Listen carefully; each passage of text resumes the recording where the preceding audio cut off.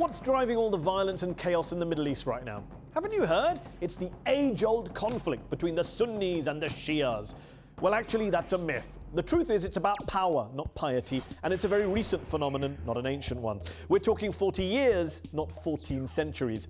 It really all started in the late 1970s with the rise of petro-power Saudi Arabia on the Sunni side and revolutionary power Iran on the Shia side. It ramped up with the US invasion of Iraq in 2003, and it's been out of control since Bashar al-Assad went to war with his own people in Syria in 2011. So politics, politics, politics. Syria, remember, didn't start off as a sectarian conflict. It was young people protesting against abuses by security forces. It was part of the Arab Spring. Even today, the Russians, for example, aren't bombing Syria because they care about who succeeded the Prophet back in 632 AD. Meanwhile, Shia Iran backs Alawite Assad not because of long-standing theological ties, but because of geopolitics. He's their only Arab ally. After all, the Alawites were only deemed to be an offshoot of the Shias around 40 years ago. Oh, and Iran has also spent the past 2 decades backing Sunni Hamas, not just Shia Hezbollah. So much for ancient hatreds. Then there's Libya, where it's not Sunni against Shia, it's Sunni against Sunni. And of course Yemen too, where supposedly it's Sunni government forces versus Shia Houthi rebels, yet the Shias in Yemen are called Zaydis, and Zaydis aren't actually that dissimilar to Sunnis in their beliefs.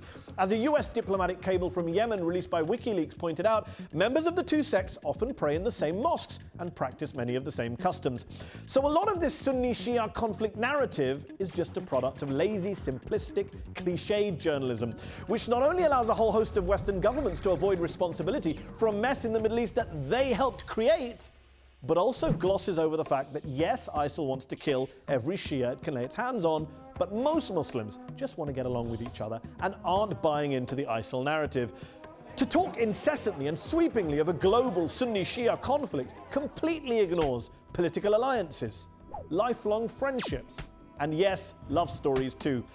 The Middle East's a complicated place, and the violence there has far more to do with power grabs, identity politics, tribal splits, economic grievances, and foreign military interventions than theological differences. We're not witnessing a Sunni-Shia religious war. Well, not yet. It might well turn into an unresolvable, intractable sectarian conflict, though, if we keep treating it as if it is one.